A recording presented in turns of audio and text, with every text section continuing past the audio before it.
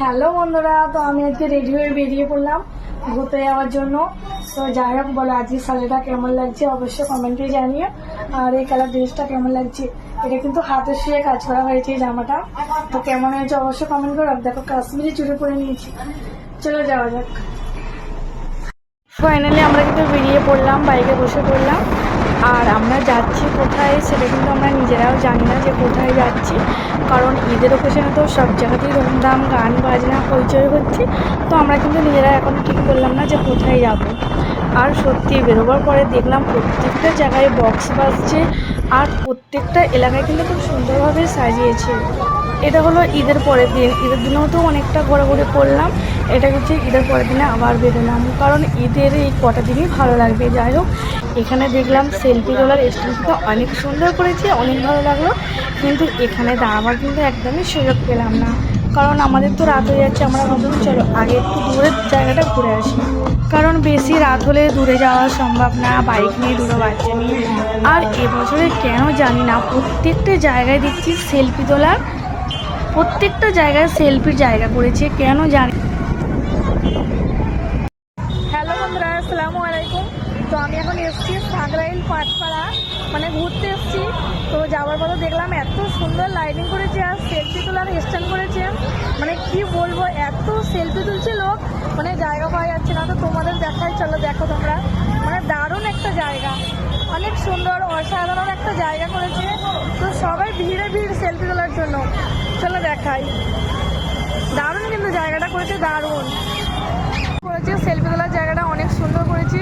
আর এত লোক এখানে সেলফি তুলছে কি বলবো আপনাদের, মানে সেলফি তোলার জন্য লাইন দিতে হচ্ছে এখানে। কেমন লাগলো অবশ্যই কমেন্টে জানিও। আর এখানেও একটা সুন্দর সেলফি তোলার জায়গা রয়েছে, অনেক সুন্দর। এখানেও একটা দারুণ সেলফি তোলার জায়গা রয়েছে, অনেক সুন্দর। চলো আসো। আর এইখানে দেখুন, এই চাঁদটাকে দেখুন, এই চাঁদটা কিন্তু অনেক সুন্দর হয়েছে, দারুণ লাগছে। তারপর ওইখান থেকে ঘোরাঘুরি করে সোজা চলে এলাম মেলায়। মেলায় এসে দেখলাম আজকে কিন্তু মেলার জায়গাটা ফাঁকা ফাঁকা লাগছে, সেরকম কিন্তু ভিড় নেই, কারণ ঈদের সময় তো সবাই সব দিকে ঘুরছে, চারিদিকে সবাই ঘুরছে। আর আজকেই মেলায় এলাম, মেলাটা কিন্তু অনেক ফাঁকা লাগছিল, কিন্তু ঘুরে শান্তি পেলাম, কারণ যা গরম ছিল আর বেশি ঘুরবার তো। আর এখানে দেখো বাচ্চাগুলো ওটা ঘুরছে দেখো। আর এখানে আমার বরকে কখন দিন বলছিলাম সেলফি তোলার জন্য, কিন্তু আমার বর কোনো মতেই শুনলো না। যাই হোক, মেলা থেকে ঘুরে আবার বেরিয়ে পড়লাম। ঈদ আমাদের এমন একটা উৎসব, মানে সবাই মুসলিম ভাই বোনেরা মানে মেতে উঠেছে। আর দেখতেই পাচ্ছ প্রত্যেকটা জায়গায়, আর এবছরে কেন জানি না সেলফির জায়গা বিভিন্ন জায়গায়। আমি এটা নিয়ে 5টা দেখলাম সেলফির জায়গা, কেন জানি না এটাই কি নতুন করে ভাইরাল হলো নাকি। প্রত্যেকটা এলাকায় কিন্তু সেলফির জায়গা, আমার তো মনে হচ্ছে এটাই আবার নতুন করে আবিষ্কার করেছি। যাই হোক, এখানে একটা মজার কথা তোমাদের সঙ্গে শেয়ার করি। আমি জানতাম মেয়েরা সেলফি ফটো তোলার জন্য মেয়েরা ব্যস্ত হয়ে যায়, কিন্তু এটাই জেনে এসেছি। কিন্তু না, এখন দেখলাম ছেলেরা সেলফি তোলার জন্য লাইন লেগেছে। তোমরা নিজেরাই দেখতে পাচ্ছ এখানে মেয়ে বেশি আছে না ছেলেরা বেশি আছে। চলো তোমাদেরকে দেখাই, সত্যি অনেক সুন্দর লাগছে। এটা কিন্তু আবার অন্য জায়গায়, মানে অনেক জায়গায় হয়েছে, হয়তো আপনারা বুঝতে পারবেন না, কিন্তু আপনারা ভালো করে কেয়ার করবেন, তাহলে বুঝতে পারবেন যে আমি কোথাও কোন সেন্টার দেখাচ্ছি। এটা আবার অন্য জায়গায়। আর সত্যি ছেলেরা যে এত সেলফি তোলার জন্য এত ব্যস্ত হয়ে যাবে, সত্যি আমি এটা কিন্তু কল্পনাও করতে পারিনি। এখানে মেয়ে ছিল, গোটা 8 মেয়ে ছিল, মানে 6-8টা মেয়ে ছিল, বেশিরভাগ কিন্তু ছেলে ছিল। ছেলেরাও এত সেলফি তোলে আগে কিন্তু জানতাম না আমি। ছেলেরা কিন্তু একটা দুটো সেলফি তুলে কিন্তু সরছে না, মানে যারা সেলফি তুলতে আসছে মানে 10-12টা তুলছে, দেখতেই পাচ্ছ। আর এই রাস্তাটা অনেক সুন্দর লাগলো, কিন্তু আমাকে এই রাস্তাটা কিন্তু একটু নিত্য নতুন লাগলো। চলো এখান থেকে আবার বেরিয়ে পড়লাম, জানি না আবার কোথায় যাবো।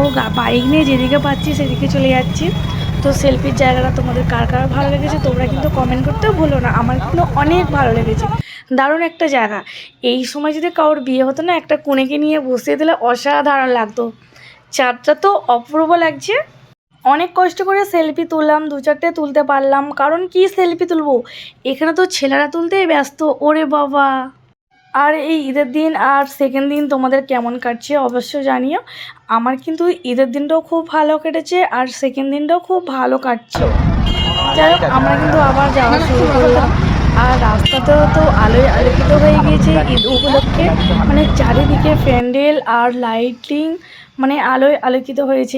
এখানে এই স্টেজটাও কিন্তু খুব ভালো, প্রত্যেকটা এলাকায় কিন্তু খুব সুন্দর সুন্দর স্টেজ করেছে। আর এখানে দেখো সেলফি তোলার আরেকটা জায়গা, এখানেও কিন্তু আমি সেলফি তুললাম, কারণ এখানে আলোটা কিন্তু খুব একটা ভালো ছিল না, তাই আমি এখানে ভালো করে সেলফি তুলতে পারলাম না।